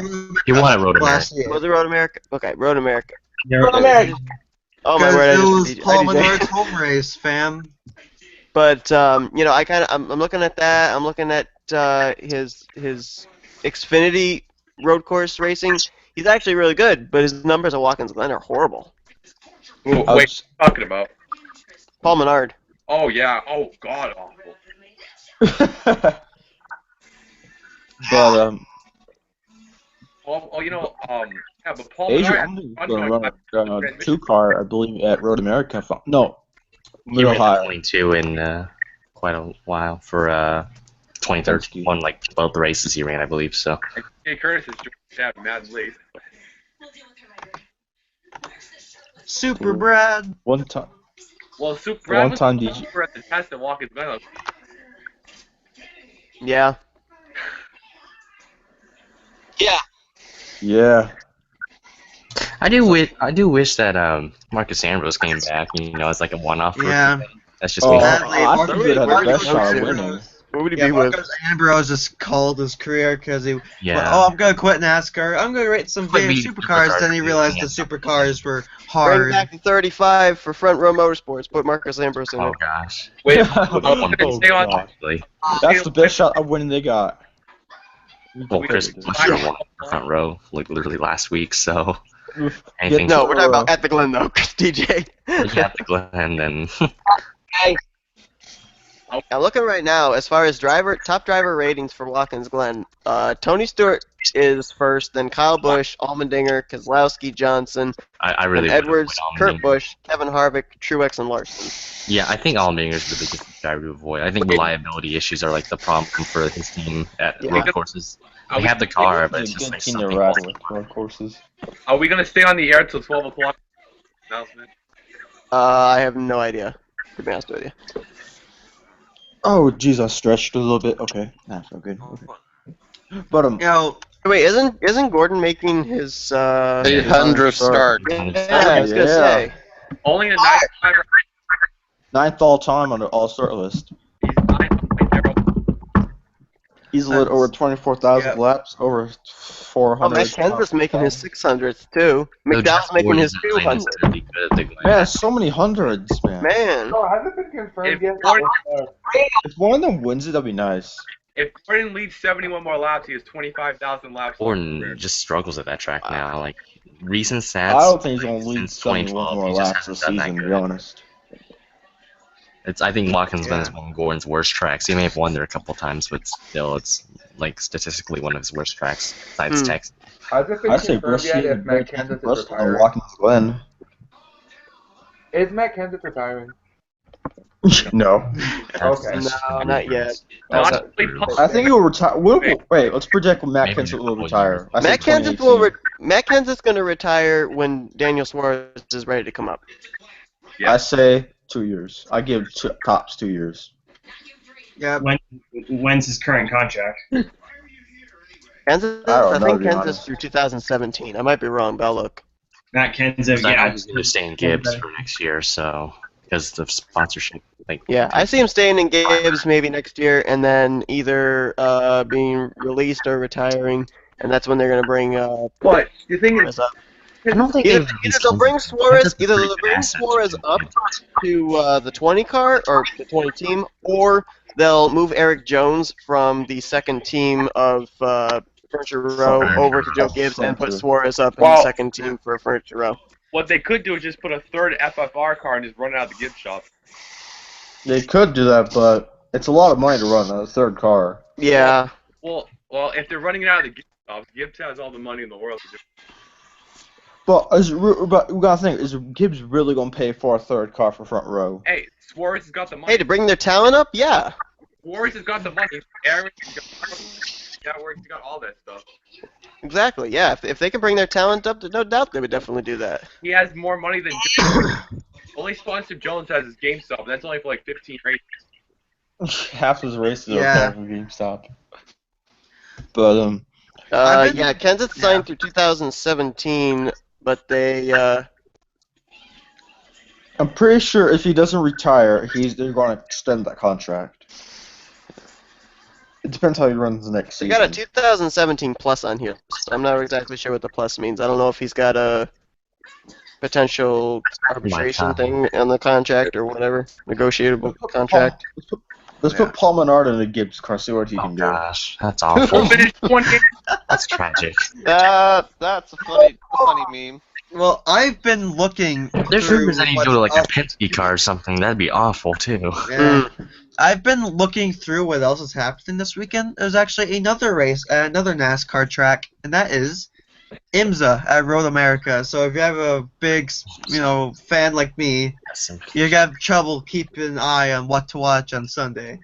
I'm just ready to watch all the road course races this month. That's like I'm looking forward to those. Those are one of the more exciting races of the year. So Yeah. Yeah, this is the best time of year for Sonoma NASCAR, was pretty really. good too. Actually, I actually enjoyed watching Sonoma. By the way, Steven, I want to go back to your point about. Now, I know that GameStop sponsors most of the races, but you've also got Reese's, Hisense, Interstate Battery, Sports Clips, Freightliner, and DeWalt that are sponsoring Eric Jones this year. Reese's hasn't really And been Flex Shot, too. as much this year. But Suarez sponsorship pays more than Hill's sponsorship, so what I've heard. Well, that's probably true. Well, Yes. the thing I'm reading, Ryan Reed sponsored $20 million to be in the Xfinity Series. You got to think about that. What do you guys think about Ryan I can kind of Reed? see Get more Sports Clips sponsorship. coming over to sponsor the team, though. Bubba Wallace Ryan really. Reed replaced Greg Biffle. I mean, Sports Clips is basically stuck with Joe Gibbs Racing for a number of Ryan years. Reed better not They've ever been be the there company. for a while now. Speaking of sponsorships, how about the new NASCAR Sprint Oh. Cup Series sponsorship? Because Oh, man. recently, Is it going to be Coca-Cola? recently there's been some candidates on what's gonna happen. There were a couple. Yeah. Coca-Cola. There's Hassan's, Coca-Cola, Samsung, Yum food brands, which include KFC, Taco Bell, etc. Tickets for KFC Cup Series. Yeah. That'd be like pretty soon you Taco gotta get Bell, more black people. KFC, A&W, not A&W. I think the NASCAR I KFC don't want goes that. That's really good. an league gone bad. To be honest, I want to see the NASCAR His Ends Cup Series to get all the redneck fans angry about how a Chinese company is doing their sport. I wouldn't want it to be Samsung. Because Like Yum NASCAR. The Yum See, NASCAR what kind of Series. The Yum NASCAR series. Asian I don't want that. But I really think the NASCAR Coca-Cola Cup Series sounds really delicious. it just sounds more like an awesome thing. Yeah, but if it's the Coca-Cola Cup Series, then are we going to have the Coca-Cola racing family of drivers? That kind of seems like a conflict of interest. That'd be like everybody. Yeah. Wouldn't everybody have to be Everybody in it? is a Coca-Cola racing All fan. drivers are gonna have to have like True. But a hopefully logo on it, so hopefully this means AT&T and Verizon can sponsor a company now. We That need is a new good. cell phone company, Verizon. No, wait, they do IndyCar. Shoot. Cricket Wireless. It doesn't mean no, Virgin Mobile. that'll cause big stir up. I thought cricket The died. WeatherTech No, 400. Cricket Wireless? No, they're not dead. I thought they were dead. Oh, I know. I've everywhere. never heard their Bring name in back like a while. next Most of the streams that I end up watching NASCAR things on are usually from over from Britain, so you get all these Cricket Wireless commercials.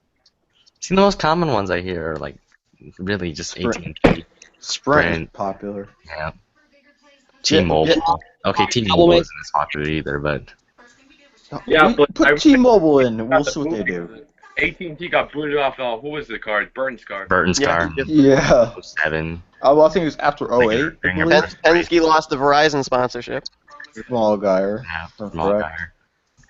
That. Oh, let's see who But else. Who else? ironically enough, Penske still has Verizon sponsorship in the IndyCar Series, yet when the Yeah. series named the Verizon IndyCar Series.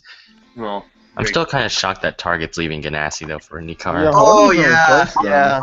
Because I mean, they're sticking with the NASCAR sponsorship though with Ganassi.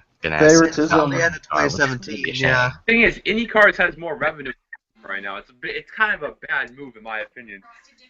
I think IndyCars are going downhill, to be honest, sometimes, because they're not Yeah, really getting haven't been viewers that good anymore, this year. really. IndyCar is rising up in viewers, but the races, The racing's getting worse though. Are yeah, it's been Last the year Simon was Pageant. pretty the good. Indy 500 is the only good one. Well, Sort of. IndyCar is going up, NASCAR is going down. Let's be realistic well, here, Tyler- because the views for Indianapolis were 27% down from last year's race, and 32% Last year's race down was 2 years ago. atrocious. Well, you Yeah, have but IndyCar is being like, LOL Pageant. Well, it's on a to be channel honest. basically no one has, sort The of. aero kits really have ruined the DW12 car itself. That's This mainly should be an last year's NBC racing was a lot better. race. Besides like Justin Wilson's death, like kind of overshadowing that season. Like the racing overall was really good and fun to watch. Yeah, this I year think, kind of I went think the TV downhill. ratings for the Sprint Cup Series are going to go down in the next couple of weeks too, with the fact that you got the Rio Olympics on NBC and now And the it's on Sprint Cup USA. Series stuff's moving over to Yeah, USA. So was the channel on USA this week? USA. yeah, USA. So the ratings, I think the Or viewer ratings are going to go NBC down on for, that I after the think, next couple But of that's weeks. not Yeah, boosted. we have People WWE who watch on Law and US Order are gonna watch NASCAR. what? We have WWE on the USA. Now it's time for WWE car. Wait. Oh my goodness. There will be some fist thrown on Sunday, I guarantee it. Yeah, IndyCar CNBC for Xfinity tomorrow. Yeah, IndyCar is going to Pocono in a few weeks too, and Oh, Will Power's actually. No, it's near the end of August, I think. Wait, Will Power's yeah, it's actually. near the end of August, like August 20th, Aren't they I think doing it is. the I'm not August sure.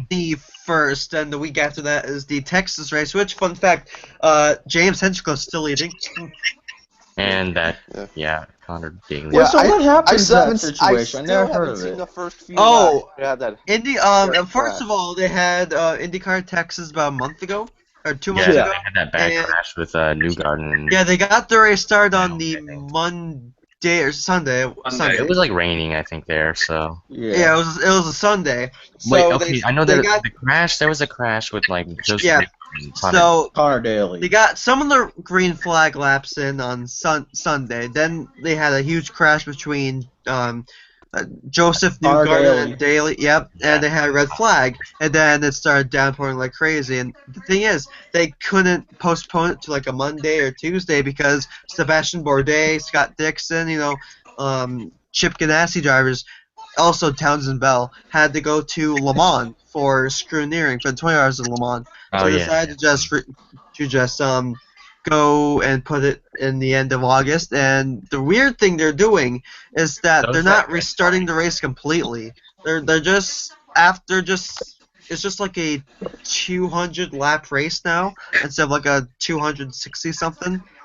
Yeah, it was based off of where they were at the moment. Those Yeah, it was. Yeah. Run. So. It's like welcome back from a 2-month-long commercial. Yeah, and 2-month-long delay. And it's been a running gag that James Hinchcliffe has been leading the race for this past 2 months. Well, but they gotta get all the cars together. Well, you guys talk about Pagano dominating. Will Power is actually catching him in points. He's gained like 40-something points in the last 3 weeks. Oh, did he? Yeah. It's still Penske, but okay. I don't mind Team Penske though in IndyCar as much as NASCAR though. Yeah, me either. They're more tolerable. Wait, you like Brad Keselowski, no, but I don't like it when he dominates too much. I like Montoya, so. Montoya is like 12th in points, but the 3 other cars are the top 3. Yeah. Yeah, he hasn't done this. Montoya is down from like last year since he lost it in the tiebreaker. Well, you have he won at St. Petersburg. Well, you have but where's his results been after that? Yeah, nothing. He finished last at Indy. Well, you have Will Power missed the first race of the season, and he's closing on the championship. Yeah, well, here's an interesting stat. If you win a championship, note to self, you're gonna suck next season. Let's be honest. Yeah. Look at Dixon. Look at Will Power. Dixon feels kind of irrelevant this season. That's just my personal. Kanada's been nowhere. I am displeased of the lack of Americans in the top of the front of IndyCar. We need Donald Trump to fix this ASAP. Ed Carpenter goes to Carpenter points. Make it Have Ed Carpenter race for Dale Earnhardt Jr. I wonder where's Hinchcliffe in points. I think he's 5th. I'm not positive though. Yeah, is he 5th? Okay. So. I think so. The best I think it's one of the best years in IndyCar. For him. No. Racing wise, no. No. 2015 was great racing wise. Of course, Justin Wilson. Actually, if I can go a little bit off topic, there's a racetrack in the UK called Snetterton, and they renamed their second corner called Montreal. They renamed it to Wilson Corner, named after Justin Wilson. Yeah. Honestly, I think it was a bad move. They just rambling on or something. But they should put something to help the drivers protect their heads, like a little okay, my opinion on this, it's going to be controversial. When they go to race, they know what can happen, so they accept the risks. Well, I mean, yeah, but we gotta be realistic here. We want more? Say we got another. See, if a piece of debris comes off, as we've seen this with Hinchcliffe at Indianapolis, the road course race, and we see this with Justin Wilson, and we see it with Dan Weldon, that we need rules on this car. Well, you have to think about Stage Karen ran out of talent, so it's like a freak accident. Yeah, it was a one. You don't. It didn't. It's not like 7 incidents happened over a period of 3 months. It was a freak accident. It's only so. If to make everyone happy, in my opinion, they should put it back like the 70s and 80s where they had that large windscreen over the top. I think that would help a lot. It would help, to be honest. Well, then you got the air. Crane. How many times did you get a crane in an F1 race? Yeah, and also think about since if you make it closed cockpit, what happens if there's a fire? Yeah, exactly. I mean, when's the last time IndyCar caught fire, really? Simone Di Silvestro. Simone Silvestro. And that was like 3 years ago, though. Yeah, but she almost burned to death because the safety crew sucked. Yeah, the safety crew sucks. Don't blame. And this is not just about IndyCar here. I mean, we're talking about like all forms of open-wheel, single-seater motorsports, like all the way up from Formula 1 all the way down to like Formula 4 and Formula 4. If you talk about realistically, a fire has broken out once in the last 3 years. A death has broken out 2 times in the last 5 years. I was only bring that up. So really, the death's more recent than the fire. Well, you have to think about what was that single. You could throw in injury though too. In Yeah, the sure, Le Mans injury. series, they had that with the. I remember a couple years ago when they had a car like fly over somebody's head in like a sports car race.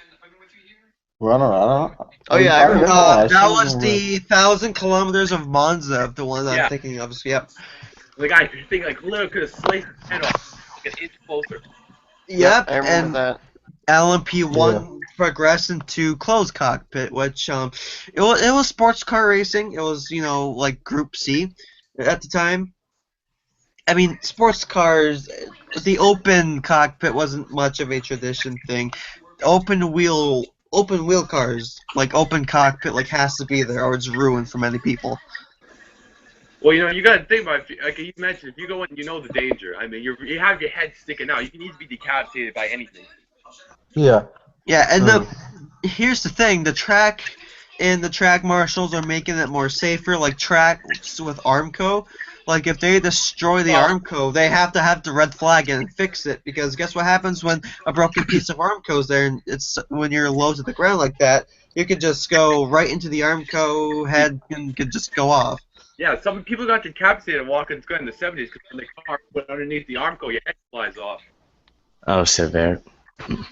Not my hammer. Or you have fire marshals running on the track while cars hit you. The safety's gone up so much. I didn't even realize it, but last weekend, we had Sunoco Rookie of the Year candidates win all three of the NASCAR National. Yeah, William Byron in trucks, Eric Jones in Xfinity, and Chris Buescher in sprint.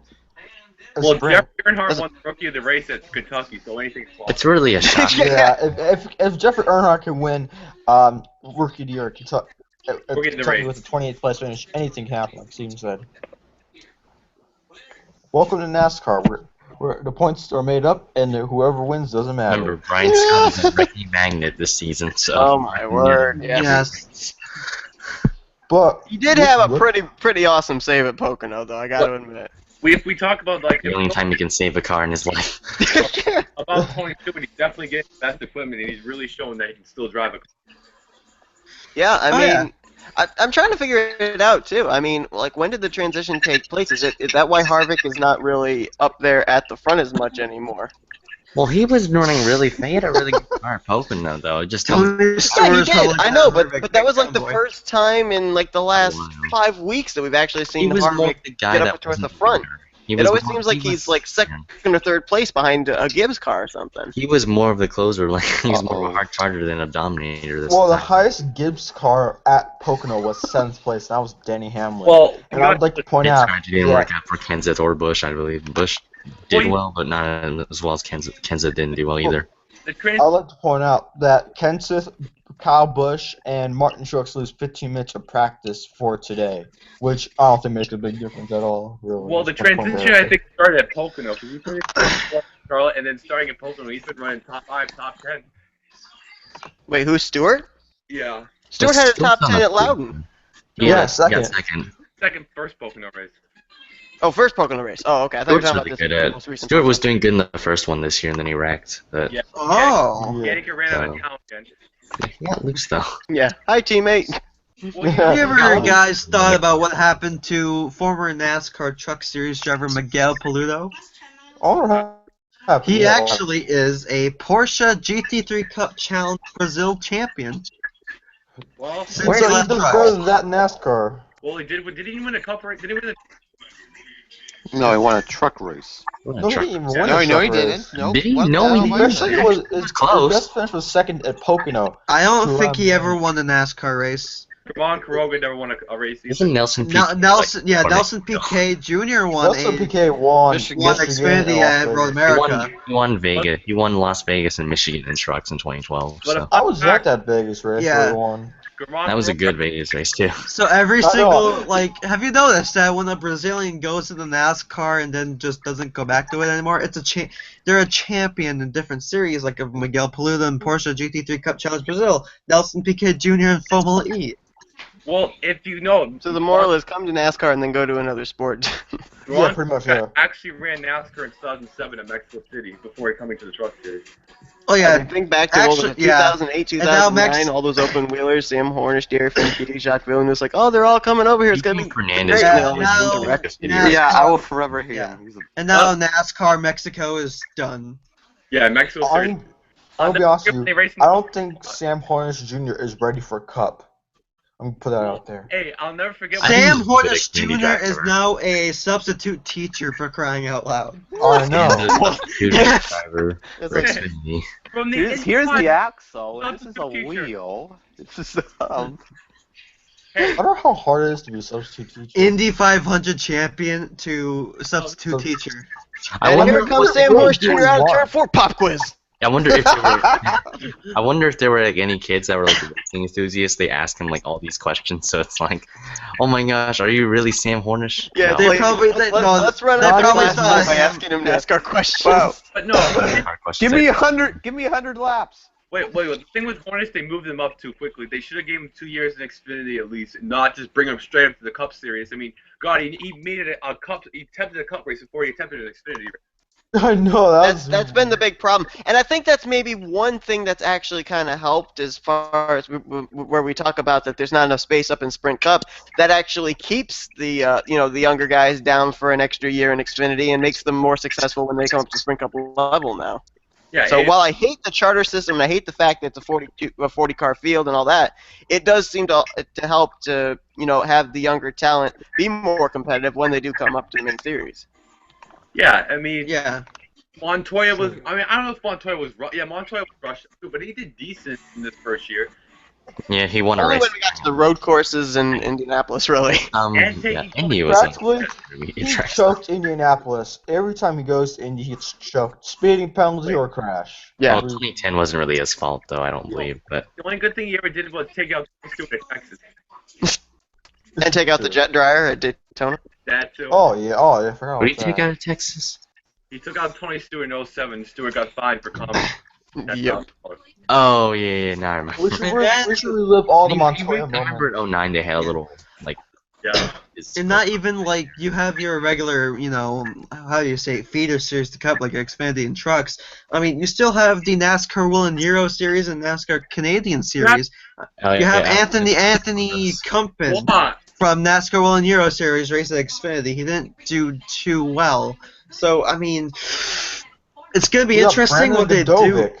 Oh yeah, Brandon Kondovic. He raced in NASCAR World Euro Series. He's also a Lamborghini Super Trofeo North America driver. Godovic sounded good, right, for when he was in Xfinity.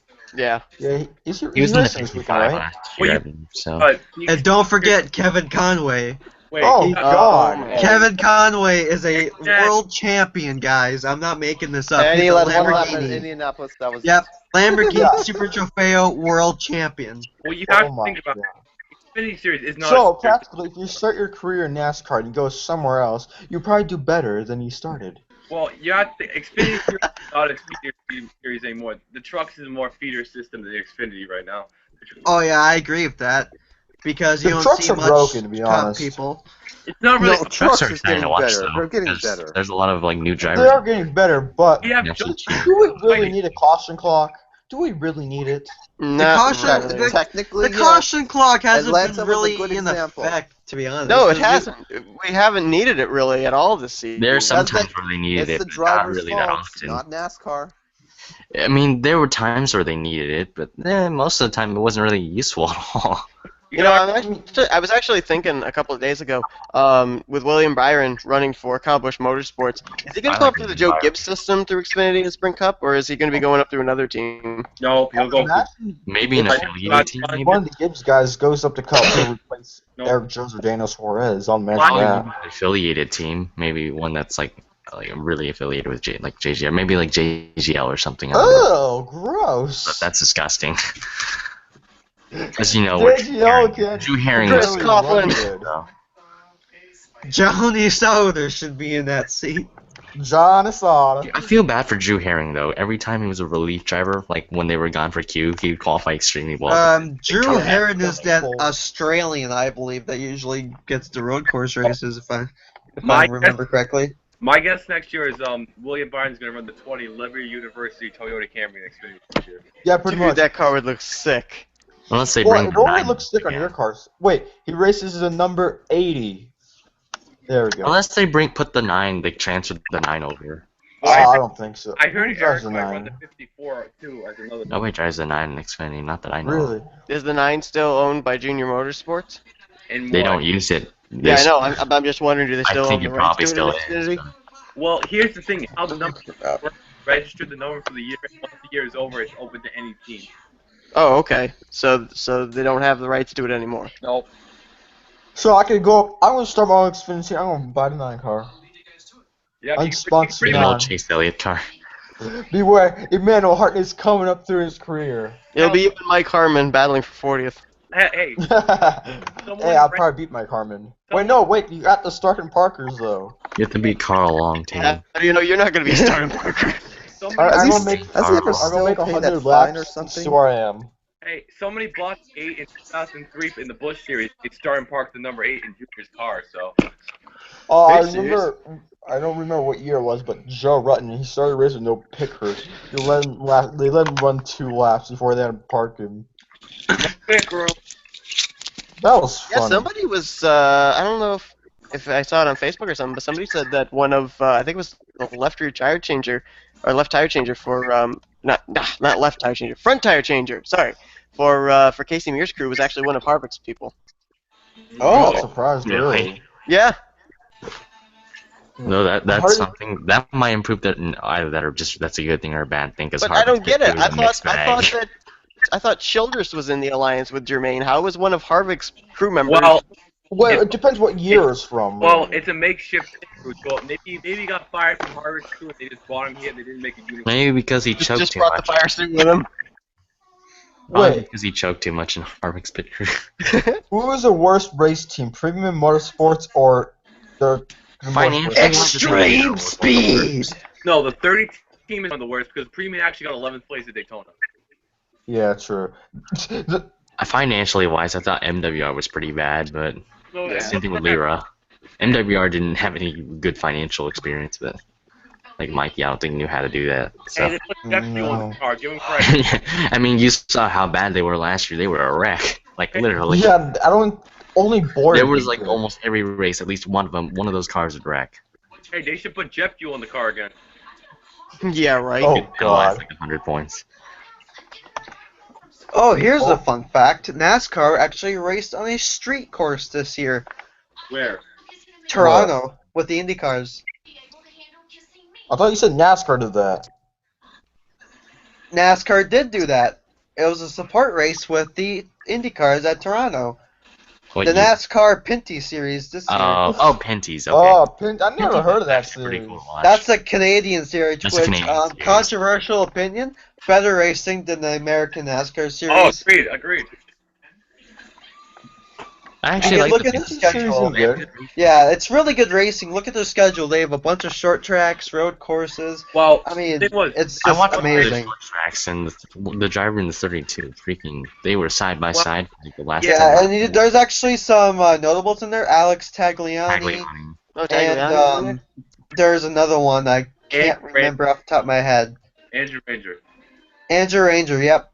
Oh, he's really good. Andrew Ranger. Oh my goodness. Billy Johnson. Is he there? Billy Johnson, he races Yeah. in the Continental Tire Sports Car Challenge.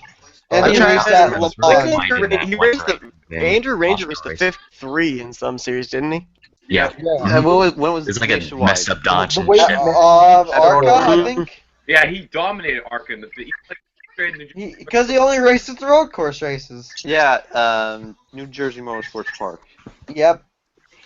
Oh yeah. I gotta love the ARCA field nowadays because it's like when I was at Kansas last year, you could tell how slow half of them were. It was so funny. It was realistically Arca's like an so online funny. league race. Like, Speaking ARCA of which, I still wish I didn't screw up that last corner. Well, Arca's I think Seth knows, and then I got banned. Composite bodies are full time in 2018. The next year was last year. Am I muted or something? Was people just TJ, ignoring? what was your reaction I'm trying of to the truck even race at remember, Kansas this what year? you're talking about. I went insane when freaking Rhodes wrecked Sauter. I was like, oh my gosh, that's great. I watched the Just the video. I cup was race like, sucked. dang. I just hated the cup race there. It was so disappointing. Like, Wait, you literally, went to the the Cup resets race? are the only thing that made the race exciting. Kyle Busch winning his first race at Kansas. That also killed me.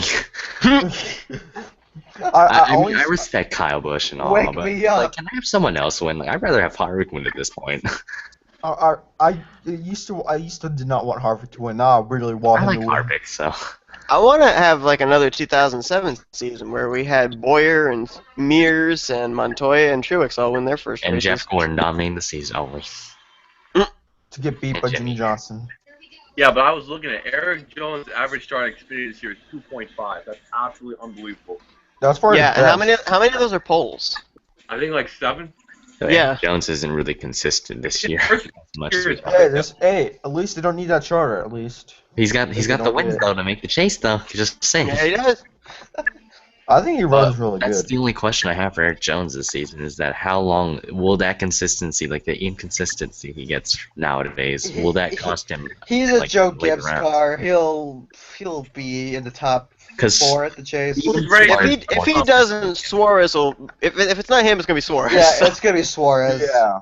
It's gonna be Ty a Joe Dillon is Gibbs kind car of winning. consistent, I too. know laugh I know William that's kind of Byron an passes understatement. and goes for the cup. Unless a freak accident happens in the Homestead where Elliott Jones Sadler and is Suarez awesome. crashes. By the way, we are 2 minutes away from the Dale Jr. press conference. I've got it up live right now on Nascar.com. Hey, so how about Ryan Newman to the 80s with Caterpillar? Oh God. Novak Newman. Ryan Newman has kind of been off this season, but I think he's slowly getting that rhythm back. But it's still like a mixed bag for him this year. Like It started like that in 2014. he can be strong, but then he just kind of fades. He's like 50 Austin Shades of Dillon Grey. is He's like a you know, shade of color. here's the thing too. Going back to the whole point we were making way back with the third Penske ride and all that. Yeah. You think of the people they put in; they were usually the young guns. If you put Newman in there, you've at least got veteran experience. So maybe that would help. And Newman's been with But Kansas. how Then he was really good there. So. But Yeah. back in my day, where he ran a 12 car back in like the early 2000s and He was in the 2008, he did really good. But after He wasn't that good.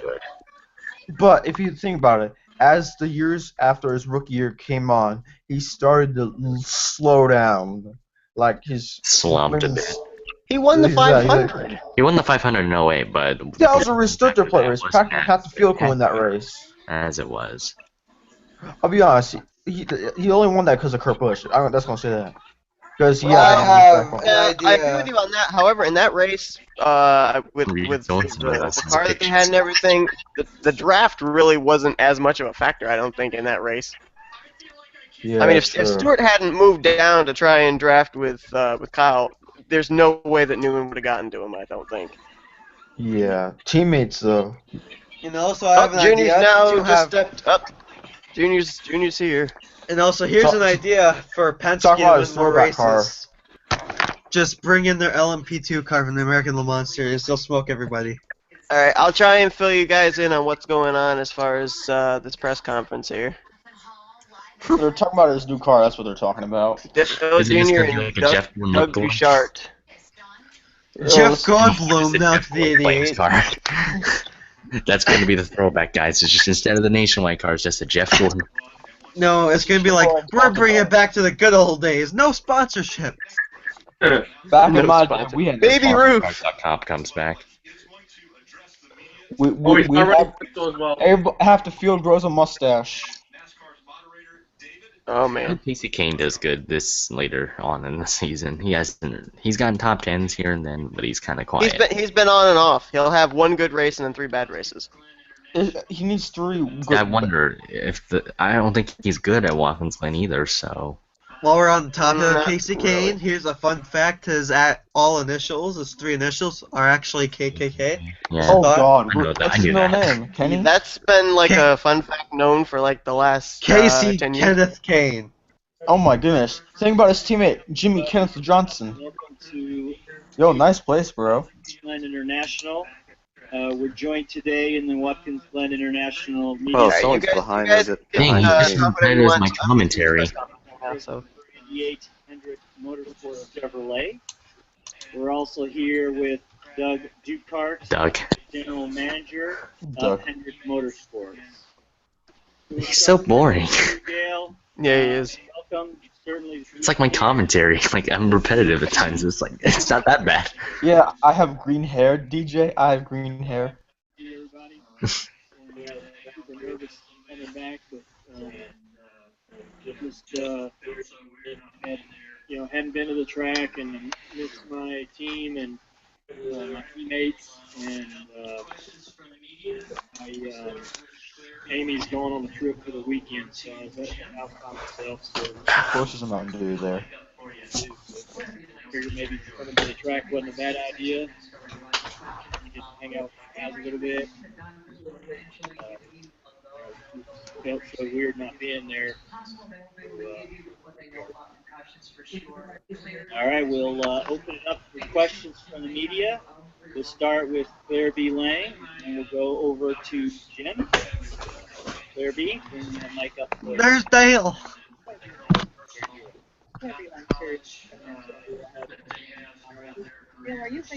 I know what this press conference is about. His daddy's gonna come back from the dead and drive the '88 car. I'm almost thinking this press conference might be just to talk about concussions. Yeah, pretty much. I think so. I think that's what it's going to talk about. Maybe future of his career as well. Yeah, I think that's Those all will this be the main is. focuses here. Yeah. Don't forget, folks, August is Concussion Awareness Month. Ironically, wait, are we? Is it, and this is coincidentally enough, same month football starts. Oh Lord! Oh God! All the jokes are cool. We're going to So talk all about concussions that'll happen now.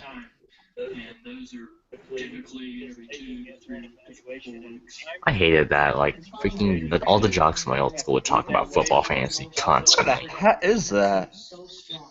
Oh my God, we're gonna play football, so you have brain damage by time we're 20. Oh my god. Wait, did I just see Ryan Priest on the TV screen like at the bottom right, in middle?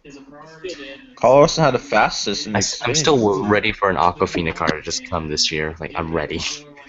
DJ, make an Aquafina car for your Imagine series. that as a race day setup. Have a bunch of computer screens and 4 TVs just sprawled across the room.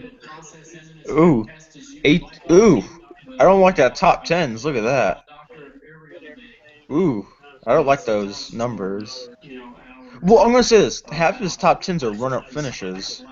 Yeah. Are you guys watching my? Are you guys watching my screen? Yeah. Or are you watching Yeah, something I'm else? watching it. Okay. Yep. I'm We got gonna say Am I that's allowed be to focused on it. I'll turn it off. It doesn't matter. No, It's working fine. I mean, it's No, set. it's and working. It's says working. internet. It's working fine. I don't care if I get a copyright strike. I don't give a fuck. Oh I yeah, don't opening give a ceremonies for the Olympics. No, the start- truth of the matter is actually, if you do, I found that if you actually Yeah, do I'm just on my podcasts iPad and you right actually now. stream something like this, it actually really doesn't give you a copyright strike. How Oh, am I getting the Austin. There copyright? we go. Oh, and also Olympics start tonight. Opening ceremonies. Oh yeah, the In open Rio, Yeah. yeah, I'm gonna be working an auction in honor of the Olympics. And I'll also run down Pumped to Up. the auction hall with a Martin torch in my Truex hand. Jr. It's What kind of auctions do you do? Like a regular auction. and I Rio. want to go to the auction. The Olympics are a laughing stock this year because the Australian team already got robbed and the Dutch team already got robbed. Oh, it's Rio. It's one of the more Oh, look at that! Yeah, Look at that! prime cities. It's Brazil. It's gonna be a ghetto no matter where you go. As much as there's a beautiful sight, quote unquote, just the media. It's a ghetto and there's gonna be gangs just There's a robbing second people at left and right. Atlanta. He had a second at the first Pocono race. Well, looks like they're gonna need a lot of stress relief for the Olympics, though. That's why condoms are a thing. Put my Carmen in the 88. No. Casey came to the 88. John God. in the 88. I kind of want Alex Trevor Baines 28 points. No, he really deserves better. More. Yeah, I agree. Jeremy Mayfield. As much as I'm a Jeff Gordon fan, I think Alex Bowman deserves more. He has more potential. Yeah, he ran really good at New Hampshire. He was doing good at New Hampshire until the tire went down. So yeah, he was a top 10 car at most. So 15 poles. I'm surprised. I can't believe it's been 11 years since I've been to this race. Wait, Seth, have you ever been to a race? Yeah, I went to Watkins Glen 2005, Martinsville 2006. Yeah, the closest race to NASCAR I've and ever both been races at, that I went to, I was the biggest Tony Stewart hater at the time, and he won both the races I went to. Okay, then just hate Tony Stewart so he can win, and that makes a good thing. Yeah, apparently. Apparently I was his good luck charm 2 years in a row. Yeah, the closest ever NASCAR race I ever been to was the Slinger Nationals in 2014 when Matt Kenseth was there, and I got an autographed hat from him. Nice. I've been to Las Vegas since 2009. I've been to like eight truck races. Biggest race ever. That IndyCar race I went to didn't turn out so well as I thought it would. Oh, it was a qualifying record. I'm like, why do they have Marcus Ambrose on the bottom ticker? And the biggest race I ever went to was the IndyCar race at Milwaukee Mile in 2014, and too bad the Milwaukee Mile is no longer here. Yeah. Well, I've been to an IndyCar race in Las Vegas. Anyone want to guess how it turned out? What year was it? Say a guess. Let me guess. I'm calling it was yeah. What's his name? I just lost it. Dan Weldon. Dan Weldon. Yeah. Yep, I was out there. Right. Literally, yes. Saw pictures from it. That's the only IndyCar race I went to. Yeah, I went to the Glen in 2005. I went to Martinsville 2006 because I hated going to the Glen. All you got to see was the front straightaway. Well, now they have like TV screens. I think they have TV screens now. Well, no, here's the thing. No, the Jumbotron was there for Watkins Glen 2005 as well. But what's the point of going to a race when you're just going to see cars go by in one section of the track and spend the rest of the time watching a television screen? You might as well be home watching the whole thing on a television screen. I know. That's why I don't like road courses. So Martinsville was good because you were able to see the whole track. And if I ever go to another track again, I want to go to either Bristol, New Hampshire, or Martinsville again because I want to go to a track where you can actually see everything that's going on. There is some road I could see the whole track down in Kansas because, like you said, in the middle. Go to restrictor plate race. You can see the entire track. There are some road courses that you can see like all the way from the track. Zandvoort is, I think you can see most of it. Queensland Raceway, it's flat as all hell, so yeah, you can see everything from there. If you want to see a lot of trees, go to Road America. Oh my god, I know people that go there, so. Turn 5 is a good place to go. Oh yeah. I think there's a name for that corner, I just can't pop it out of my head. Road courses, it depends on where you're stationed at. Like if you're stationed at a really good corner, like let's say Spa at Rouge, that's an awesome corner to be at. Yeah, I'm not sure if there's really a good place at the Glen. I was on the front straightaway just before the start-finish line, but it wasn't really that great. I forgot I did go to Daytona. Also, I've been to Daytona International, but it was during motorcycle week. It's when they have the bike week. Oh, so they had the Daytona 200 there in the Supercross stuff. Yeah. Only one win in previous 99 starts. Daytona, you can see the whole road course from there. Oh yeah, Daytona. Which, it's only, what, 5 more months, 6 more months till the Rolex 24? Well, you got how much of Pocono would you be able to see, do you think? If it's not fucked. It depends how the weather is. Yeah. Because I've heard the fan experience there at Pocono is actually really good. Oh, interesting fact about Pocono. They're the first track to have postponed both of their races. And also... Does Dylan another race in Michigan again? 2002, 2012, 2016. Huh. And these 2000s are not doing good for him. And also, another fun fact, Iowa Speedway used to have a road course inside it. How the heck did they fit a road course inside Iowa? It was a really small road course, but what they did is like Grand Am was like, hey, let's have a race here. So they decided to split up their classes. Daytona Mark Martin ran that race. had a race, and GT ran there. Yep, Mark Martin did a race there. So he missed 2 races after sustaining 2 concussions in his past. Wait, he only missed 2 races Watkins Glen, because they're not racing yet with the Glen. Missed races at New Hampshire, Indianapolis, Pocono, and the Watkins Glen. Yeah, he's gonna miss Watkins Glen. Yeah. Yeah, but he hasn't raced yet. This was after the Talladega wreck. Wait, I thought that he was Miss questionable for Bristol as well. Yeah, that's what I thought too. Yeah. Why not at Bristol there? That's what I thought. I thought they said that Gordon was on standby for Bristol too, because that was kind of unknown. No, they confirmed that Gordon's gonna be at Bristol. I thought they confirmed it. Yeah, and that's 2 weeks from now, so. because NASCAR has an off weekend after Watkins Glen, which Mid Ohio will fill the void for Xfinity. Hopefully, Alex Tagliani's in the. Oh, I wish. Oh, Alex said I was going to get bumped out away in the final up to the final corner. Hell, he won't have a junior motorsports car there like Regan Smith. Sure. Boy, there might be a General Motorsports cars of Kenny Bull. That's for how Allgaier. long I'm getting because I need to go Justin somewhere soon. Allgaier. Good to road courses. So. I like how just Allgaier gets screwed at restrictor plates. It's hilarious. Oh. Okay, I got you. She's old. They don't want to return to Michigan where he got a concussion. That's this one. Wait, what if Junior wins the wins the whatchamacallit, or wins the race? There we go.